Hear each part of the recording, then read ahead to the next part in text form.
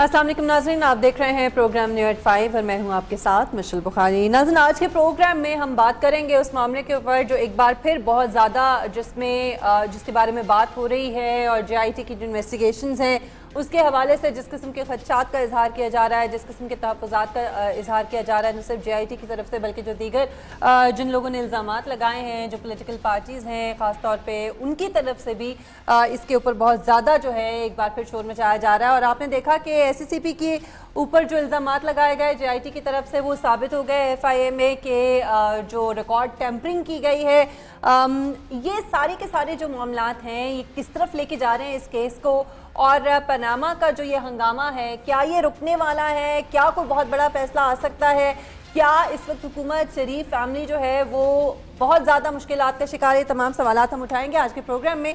और इसमें इस वक्त हमें प्रोग्राम में ज्वाइन कर रहे हैं पाकिस्तान तहरीक इंसाफ के रहनुमा फवाद चौधरी, जबकि हमारे साथ ब्यूरो चीफ इस्लामाबाद कामरान खान भी मौजूद होंगे और रसूल बख्श रईस साहब सीनियर तज्ज़ा निगार हैं हमारे साथ हैं। सबसे पहले कामरान आपकी तरफ बढ़ूंगी, आपको क्या लग रहा है ये जिस तरह की चीज़ें सामने आ रही हैं, पहले IB के ऊपर इल्ज़ाम लगाया गया कि मॉनिटरिंग की जा रही है JIT टीम की, फिर उसके बाद हम देखते हैं कि SCCP जो है वो रिकॉर्ड टेम्परिंग का उस पर इल्ज़ाम लगाया जाता है और वो साबित भी हो जाता है, जिसको अभी कुछ देर पहले मैं सुन रही थी ज़फ़र हिजाज़ी साहब की गुफ्तगू और वो ये कह रहे थे कि ये रिकॉर्ड टेम्परिंग नहीं है बल्कि रिकॉर्ड जो है उसको ठीक किया गया है। तो क्या कहेंगे, आपको क्या लगता है इस वक्त सिचुएशन किस तरफ जा रही है पनामा के मामले को लेकर? देखिए मिशेल, JIT ने सिर्फ एक इदारे पे इल्ज़ाम नहीं लगाया था, उन्होंने security and exchange commission of Pakistan पर भी, इंटेलिजेंस ब्यूरो पर भी, उन्होंने वज़ीर आज़म सेक्रेटेरिएट तक को उन्होंने मुलव्वस किया था कि यहाँ से भी गवाहों की ट्यूटरिंग की जा रही है और उनको पट्टी पढ़ाई जा रही है। तो बुनियादी तौर पर लेकिन सुप्रीम कोर्ट ने सिर्फ security and exchange commission of Pakistan के ऊपर जो इल्ज़ाम था रिकॉर्ड टेम्परिंग का, उसके ऊपर उन्होंने एक FIA को इंक्वायरी सौंपी थी और DG FIA से रिपोर्ट मांगी थी। DG FIA ने फिर जो रिपोर्ट दी है उसके मुताबिक हमारे जरा ये कहते हैं कि जो उन्होंने अगरचे कि ज़फ़र हिजाज़ी ने इन तमाम इल्ज़ामात की तरदीद की है और इससे इनकार किया है, लेकिन जो हमारे जराए कहते हैं कि रिपोर्ट के मुताबिक जो FIA की रिपोर्ट जमा हुई है उसमें टैंपरिंग साबित हुई है। अब टैंपरिंग किसने की है ये अभी साबित होना बाकी है, क्योंकि इल्ज़ामात जो हैं वो एक दूसरे के सर पर थोपे जा रहे हैं। मिशेल, में एक खास बात ये बता दूं कि बुनियादी तौर पर इस रिकॉर्ड टैंपरिंग का खास तौर पर security exchange of commission of Pakistan का क्या ताल्लुक है पनामा से। बुनियादी तौर पर ये चौधरी शुगर मिल्स के खिलाफ जो इंक्वायरी थी इसको बंद कराने से मुताल्लिक मामला था। तासुर ये दिया जा रहा है इस वक्त के जो इनकी इंक्वायरी थी ये पनामा केस से पहले ही बंद करवा दी गई थी, यानी इसका पनामा से कोई ताल्लुक नहीं था, जबकि रिकॉर्ड के मुताबिक ये काम जो है ये पनामा केस मंजर आम पर आने के बाद हुआ है, 2016 में हुआ है। यानी आपको क्या लगता है टाइमिंग कितनी इंपॉर्टेंट होगी कामरान? जी बिल्कुल, देखिए अगर 2013 और 2016 3 साल का फर्क डाला जा रहा है, अगर ये मान लिया जाए कि ये मामला 2013 में क्लोज डाउन हुए थे फिर तो सूरत हाल मुख्तलिफ होती है, लेकिन अगर ये टेम्परिंग वाली बात आती है कि 2016 में इन्होंने 3 साल पहले की तारीख डालकर ये शो किया कि ये जो केस था और रेफरेंस था ये इस वजह से आगे नहीं चला, तो ऐसी सूरत में यकीनी तौर पर दाल में काला है, क्योंकि टेम्परिंग उसी वक्त की जाती है जब कोई चीज छुपाना हो, फैक्ट को लेकिन कामरान सारी बात तो साबित करने की है ना। अगर ये आप जो टाइमिंग की भी बात कर रहे हैं, अगर ये सब कुछ हुआ है तो बड़ा सोच समझ के हुआ होगा, बड़ा देखभाल के हुआ होगा, तो ये कोई कच्ची गोलियां तो नहीं खेली गई होंगी कि आसानी से साबित हो जाए कि अब हुआ या पहले हुआ। डिस्कशन हुई थी उसमें हमने यही कहा था कि मौजूदा हुकूमत के खिलाफ मौजूदा हुकूमत के ही इदारे जो हैं वही प्रोसिक्यूशन विटनेस भी हैं, वही डिफेंस विटनेस भी हैं। तो ऐसी सूरत हाल में ये तमाम बातें जो हैं, जो JIT के एतराज़ात हैं, ये बिल्कुल वैलिड नजर आते हैं कि यकीनी तौर पर उन्हें दिक्कत का सामना करना पड़ा होगा। वो रिकॉर्ड मांगते हैं, उन्हें रिकॉर्ड नहीं दिया जाता, जो रिकॉर्ड दिया जाता है वो टेम्पर्ड होता है और उनके बाज़ गवाह तो पेश होने पर भी उससे रिक्यूज करते आए हैं। तो ऐसी सूरत हाल में ये तो सूरत हाल सारी सामने आनी ही है, लेकिन अब देखना यह है कि जब 10 तारीख को एक फाइनल रिपोर्ट सुप्रीम कोर्ट के आगे पेश की जाएगी उसमें JIT जो है वो किस हद तक अपना मौक़िफ़ सामने रखेगी। हो सकता है JIT ये भी कह दे कि वक्त की जो हमें वक्त दिया गया था उसके अंदर सिर्फ इतनी ही तहकीकात हो सकी है जिसके मुताबिक एग्जैक्टली ये बहुत इंपॉर्टेंट पॉइंट है। फवाद चौधरी साहब इस वक्त हमारे साथ मौजूद हैं, उन्हीं के सामने मैं रखूंगी ये बात। बहुत शुक्रिया फवाद आपके वक्त के लिए।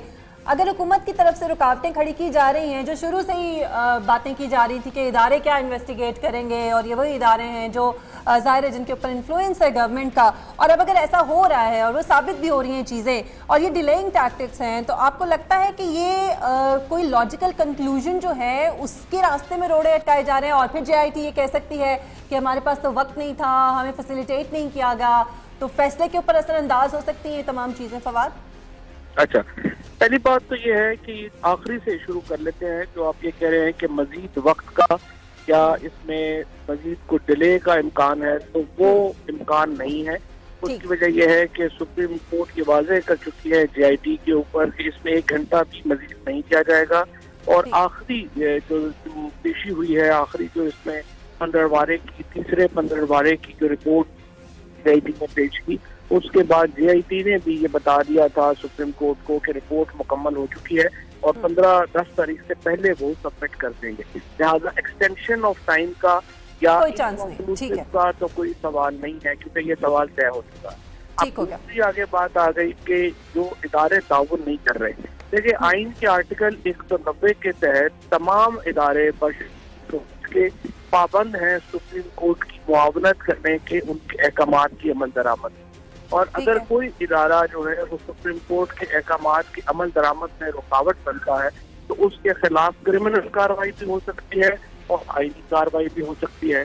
अब यहाँ पर जो मामला दरपेश है वो सुप्रीम कोर्ट के नोटिस में लाया था, सुप्रीम कोर्ट के अहकामात के ऊपर उसमें तहकीक हुई है और अब यूं लग रहा है कि ये तो क्रिमिनल है कि अगर इदारा टेम्पर करे। और अब SCCP के जो चेयरमैन हैं वो जाहिर है कि क्रिमिनल केस का सामना सकते हैं सुप्रीम कोर्ट की तरफ से।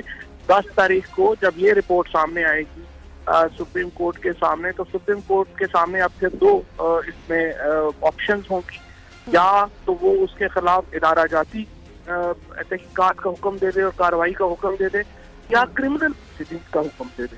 तो ये सुप्रीम कोर्ट का एक इख्तियार है कि वो उस इख्तियार को किस तरह से इस्तेमाल करती है। लेकिन बड़ी बदकिस्मती की बात है कि जो इदारे हैं उनको जाती मुलाजिमों की तरह ट्रीट किया जाता है। तमाम बड़े इदारों के सरबराहान या एक्सटेंशन के ऊपर हैं या फिर वो एक्टिंग लगाए हैं। यानी फवाद, ये चीजें तो पहले से ही, इन खदशात का इजहार तो पहले से ही किया जा रहा था। जब JIT की भी तश्कील हो रही थी तो तब भी ये कहा जा रहा था कि ये इदारे कैसे करेंगे क्योंकि ये तो ऑलरेडी जो है गवर्नमेंट के अंडर है। तो फिर वही चीजें अब साबित भी हो रही हैं। क्या बरतरफ भी किया जा सकता है चेयरमैन SCCP को?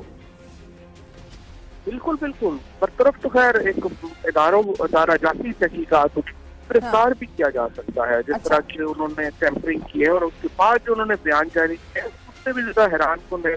यानी वो कह रहे हैं कि नीचे वाले लोगों ने अगर किया हो तो फिर अब उसकी जिम्मेदारी मेरे पे कैसे डाली जा सकती है। नीचे वाले कह रहे हैं बकौल जो मीडिया वो तो उन्हें ऊपर से अहकामात दिए जाते रहे थे जिसके ऊपर वो कंप्लाई कर रहे थे। तो अब नीचे वाले अपने बड़े साहब के ऊपर डाल रहे हैं, बड़े साहब नीचे वालों के ऊपर डाल रहे हैं। तो यकीनी तौर के ऊपर ये तो क्रिमिनल प्रोसीडिंग का केस, और देखते हैं कि सुप्रीम कोर्ट 10 तारीख को, वो उम्मीद यही है कि सुप्रीम कोर्ट इसमें सख्त कार्रवाई करेगी जैसे कि वो पहले भी इसका।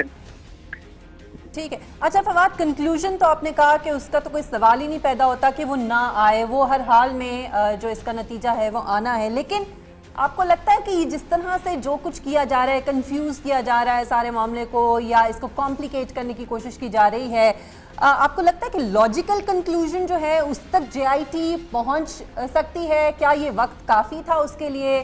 जो मुश्किलात पैदा की गई, फैसिलिटेट नहीं किया गया इदारों की तरफ से, क्या JIT ये कह सकती है कि हमारे पास वक्त नहीं था और हम, मतलब मैं ये पूछना चाह रही हूँ कि लॉजिकल कंक्लूजन जो है आप समझते हैं क्या आएगा? देखिए, बिल्कुल लॉजिकल कंक्लूजन तो हो चुका है इसका। बाकी तो अभी जो है वो सारी जो कुछ एविडेंसेस सुप्रीम कोर्ट तहकीकात चाहती थी, कुछ कागजात की वेरिफिकेशन चाहती थी जो वेरीफाई हो गए हैं। लेकिन जो बुनियादी सवाल है वो तो ये है कि 1993 और 2006 के दरमियान विल्सन और नेस्कोल 2 कंपनियां क्या शरीफ खानदान की मिल्कियत थी या नहीं थी, और इसके अगर वो उनके नहीं थी तो उन्होंने कागजात देने थे, और अगर उनकी मिल्कियत है तो उन्होंने उसकी जस्टिफिकेशन देनी थी। वज़ीर आज़म साहब जब JIT के सामने पेश हुए और बाहर निकल के उन्होंने तस्दीर की, उन्होंने कहा कि उन्होंने तमाम सबूत सुप्रीम कोर्ट के सामने रख दिए थे, यानी उन्होंने कोई नया कागज नहीं दिया। अब JIT है, उसने 13 सवालों के जवाब देने हैं। एक कोई सेमी इंक्विजिटोरियल प्रोसीडिंग्स है जो सुप्रीम कोर्ट कर रही है। JIT को उन्होंने 10 सवाल ड्राफ्ट किए थे, उनके जवाब जिन जिन के जवाब उन्होंने दिए हैं ये जवाब उन्होंने दिए हैं और जिनके कागजात दिए हैं, जिनके जवाब को नहीं दे सकते, कागजात नहीं दे सकते, वो भी जाहिर है वो लिख सकते कि इसके कागजात नहीं दे सकते, जवाब नहीं दे सकते, और फिर सुप्रीम कोर्ट उन जवाबों के ऊपर अपना कंक्लूजन ड्रॉ करेगी प्राइम मिनिस्टर की डिस्क्वालिफिकेशन का। क्या फौरी फैसला आएगा, क्या फौरी फैसला दिया जाएगा या इसमें भी वक्त लगेगा? मेरा एक अहम सवाल जिसका हमें जवाब मौजूद नहीं मालूम, वो ये है कि क्या सुप्रीम कोर्ट का यही बेंच जो है वो तयन करेगा प्राइम मिनिस्टर की डिस्क्वालिफिकेशन का, या कि एक नया बेंच जो है वो जस्टिस साहब कॉन्स्टिट्यूट करेंगे 5 मेंबर का या 7 मेंबर का, ये जैसे जिसके ऊपर ये हतमी फैसला जिसने ये करना है। तो अब इस सवाल तो फिर ये वाला बेंच क्या करेगा? नहीं, अगर आप ये कह रहे हैं कि डिस्क्वालिफिकेशन का फैसला ये करेगा या कोई और करेगा, तो ये वाला बेंच क्या करेगा? जब JIT की तहकीकात जाएंगी वो तो इसी बेंच के पास जाएंगी ना? देखें, ये चीफ जस्टिस साहब का भी फैसला होगा कि 10 तारीख से पहले वो क्या नया बेंच कॉन्स्टिट्यूट करेंगे या यही 3 रुकनी बेंच जो है वो अपनी हतमी राय देगा। क्योंकि इसमें आ जाएगी कि पहले जो 5 रुकनी बेंच है, 2 जजेस पहले वज़ीर आज़म को डिस्क्वालीफाई कर चुके हैं। अब अगर इन 3 में से एक जज और डिस्क्वालीफाई कर देते हैं तो फिर वो का फैसला प्रिवेट करेगा। तो मुझे लगता है कि इस कंफ्यूजन से बचने के लिए ये वापस ओरिजिनल बेंच को ही केस जो है वो जाना होगा या जाना चाहिए। लॉजिकली तो यही लगता है, बाकी तो जस्टिस साहब को फैसला करना है कि 5 जजेस वही बैठेंगे और वो अपना फैसला करेंगे कि क्या इसकी जो शहादतें आई हैं या मजीद जो रिपोर्ट आई है उसके बाद वज़ीर आज़म की डिस्क्वालिफिकेशन हो सकती है या नहीं हो सकती, और 5 जजेस ही अपना फैसला। आप कितने कॉन्फिडेंट हैं, पाकिस्तान तहरीक इंसाफ कितने कॉन्फिडेंट है कि फैसला वज़ीर आज़म के अगेंस्ट जाएगा या आपके हक में आएगा? देखिए, मैं अगर आप PTI के लोगों से पूछेंगी तो वो कहेंगे वज़ीर आज़म के खिलाफ आएगा। MLN के लोगों से पूछेंगे तो कहेंगे नहीं वज़ीर आज़म बच जाएंगे। तो तरीका तो ये है कि मैं तो आपसे एक कानूनी माहिर की हैसियत से भी पूछ रही हूँ ना, आपको केस कैसे आपको लग रहा है, किस तरफ जाता हुआ लग रहा है फवाद? इस केस में मुझे तो लगता है कि हर जो बुनियादी सवाल था, 4 प्रॉपर्टीज हैं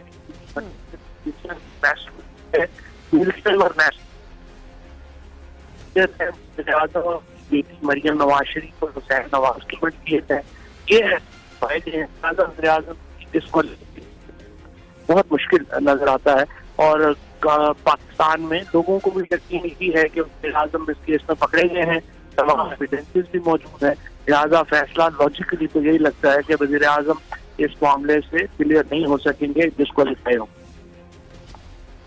ठीक है, फवाद हमारे साथ ही रहेगा। कामरान, फवाद तो ये कह रहे हैं और उन्होंने भी कहा कि अगर आप PTI के लोगों से पूछेंगी तो वो तो यही कहेंगे कि हमारे हक में लग रहा है वज़ीर आज़म के खिलाफ, उनसे पूछेंगे तो वो यही जाहिर करते हैं। लेकिन दर हकीकत क्या इस वक्त जो ग्राउंड रियलिटीज़ हैं वो क्या है? आप इस्लामाबाद में बैठे हुए हैं, जो PMLN के हल्के हैं, आपको कोई बेचैनी नज़र आती है, कोई परेशानी नज़र आती है?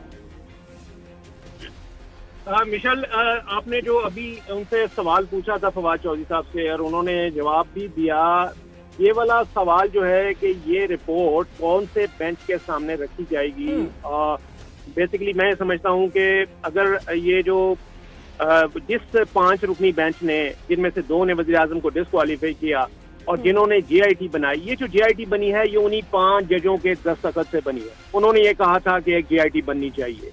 अब अगर उन्होंने JIT बनाई है तो जाहिर है ये रिपोर्ट जो है ये भी उन्हीं के पास लॉजिकली जानी चाहिए, जैसा कि फवाद चौधरी साहब ने कहा है। लेकिन इस बारे में आईनी माहिरीन और कानूनी माहिरीन जो हैं वो मुख्तलिफ आरा रखते हैं। इस बारे में एक कंफ्यूजन है, ये अभी ग्रे एरिया है, क्योंकि इस तरह की सूरत हाल कभी पहले मौजूद नहीं रही जुडिशियल हिस्ट्री में भी। तो देखना ये अगर तो, और मिशल उसमें बहुत क्लियर है और कॉमन सेंस की बात है कि एक 5 रुकनी बेंच ऐसा जिसके 2 जज पहले ही वज़ीर आज़म को डिस्क्वालीफाई कर चुके हैं और 3 जो हैं वो भी उसको तफ्तीश करवा रहे हैं, तो ऐसी सूरत में तो वज़ीर आज़म की डिस्क्वालिफिकेशन सामने नजर आती है। ये मैं कानूनी अवामिल सामने रखते हुए बात कर रहा हूँ। दूसरी बात ये है कि ये सारा कुछ एक तो इस चीज पे डिपेंड करेगा कि किस बेंच के आगे जाती है, और दूसरा ये है कि JIT की रिपोर्ट होगी क्या। देखिए, JIT ने जब उनके वाजिद ज़िया उनके सरबराह सुप्रीम कोर्ट के सामने जब पेश हुए हैं, उन्होंने 2 चीज़ों का जिक्र किया और दोनों ही चीज़ें उनकी मुस्तरद हुई। उन्होंने एक तो मुश्किलात का जिक्र किया, उनका ये कहना था कि हमारे पास हमें वक्त कम है, और उनका कहना ये था, चाहते वो ये थे कि उनको मजीद वक्त दिया जाए, लेकिन अदालत ने इस बारे में क्लियर कर दिया। अच्छा, यहाँ पे भी एक सवाल ये पैदा होता है जो मैं फवाद आपसे पूछूंगी कि क्या JIT के जो मेंबर्स हैं, इन तमाम मेंबर्स का एक यूनानिमस इनका जो भी इन्वेस्टिगेशन रिपोर्ट होगी वो एक यूनानिमस रिपोर्ट होगी या फिर सबकी अलग अलग उस पर राय होगी? क्या ये भी उसी तरह जजेस की तरह से होगा या ये इसका क्या तरीक़ाकार होगा फवाद? अच्छा, नहीं, इसमें पहले तो आप समझिए कि 13 सवाल है जो सुप्रीम कोर्ट ने ड्राफ्ट किए। 13 सवालों में इन्वेस्टिगेटिंग टीम जो है उसने तो सिर्फ लिखना है कि उनके जवाब उनको क्या मिले। तो हो सकता है कि 13 सवाल से हर सवाल के ऊपर एक जो कंक्लूजन है, और हो सकता है कि वो 13 सवालों में हो सकता है मुत्तफिका ना हो। कईयों का अपना ख्याल हो कि ये काफी है एविडेंस, कईयों का ख्याल हो कि एविडेंस काफी नहीं है, लेकिन जो इनका काम नहीं, उनका काम ये है कि जो मजीद उनको करता हो वो सुप्रीम कोर्ट के सामने रखें। कंक्लूजन सुप्रीम कोर्ट ने ड्रॉ करना है। ठीक है, ये इन्होंने एक बस रिपोर्ट सामने रख देनी है अदालत के, और फिर कंक्लूजन और डिसीजन जो है वो अदालत का होगा। अच्छा फवाद, मुझे ये भी बताइएगा कि ऐसी सूरत में जब हुकूमत की कमज़ोरी हमें नज़र आ रही है, या फिर ये जो हमारा सिस्टम है, कॉम्प्लिकेटेड सिस्टम है, इसके अंदर आपको लगता है कि ये जो फैसला है ये भी कमज़ोर किया जा सकता है सिस्टम की वजह से? अगर चीज़ें वाज़ेह भी नज़र आ रही हैं, चूँकि सिस्टम ऐसा है और हम देखते आए साल साल से कि अमूमन इस तरह के केसेस में रिजल्ट्स कुछ मुख्तलिफ आते हैं, तो आपको लगता है कानूनी सुकून आड़े आ सकते हैं? देखिए, मुझे नहीं लगता कि इसमें कानूनी सुकून सब कुछ रह गया है, क्योंकि आर्टिकल 187 के तहत सुप्रीम कोर्ट ने अपना इख्तियार इस्तेमाल किया है, कम्प्रीहेंसिव कार इस्तेमाल किया है। अब उसके बाद इसमें कुछ और जो तरीकाकार की कमजोरी तो कोई रह नहीं गई है। सुप्रीम कोर्ट ने अब एक फैसला इसमें करना है डिस्क्वालिफिकेशन का या कंटिन्यूएशन ऑफ प्राइम मिनिस्टर का, और बिल्कुल ठीक बात है, अवामी उमंगों के मुताबिक तो फैसले नहीं होते, फैसले तो कानून के मुताबिक होते हैं, और सुप्रीम कोर्ट ने ये देखना है कि क्या कानून के मुताबिक प्राइम मिनिस्टर ने अपनी जो जायदाद है वो डिक्लेयर की हुई है या नहीं की। और अगर सुप्रीम कोर्ट इस नतीजे पे पहुंचती है कि वो उन्होंने डिक्लेयर नहीं की, इस तरह से 2 जजेस जो है वो इस नतीजे पे पहुंचे और 3 ने कहा कि मजीद इस पे तहकीकात की जरूरत है, तो अगर ये तहकीकात में साबित होता है कि वज़ीर आज़म ने अपनी प्रॉपर्टीज के हवाले से सही बात नहीं की है और गलत डिक्लेरेशन दी है, तो जाहिर है कि फिर उसमें मसाइल जो हैं वो दरपेश होंगे वज़ीर आज़म को, और डिस्क्वालिफिकेशन एमिनेंट है। इसमें कोई दरमियान का रास्ता तो कोई समझ और नजर नहीं। बिल्कुल ठीक है, चलिए देखते हैं कि होता क्या है, क्योंकि अब मामला बड़ी तेज़ी से चीज़ें जो हैं वो डेवलप हो रही हैं और कंक्लूजन की तरफ जा रही हैं। बहुत शुक्रिया फवाद चौधरी आपका, कामरान खान हमारे साथ मौजूद थे, आपका भी बहुत शुक्रिया। नाज़रीन, एक ब्रेक यहाँ पे लेते हैं, ब्रेक के बाद वापस आते हैं हमारे साथ।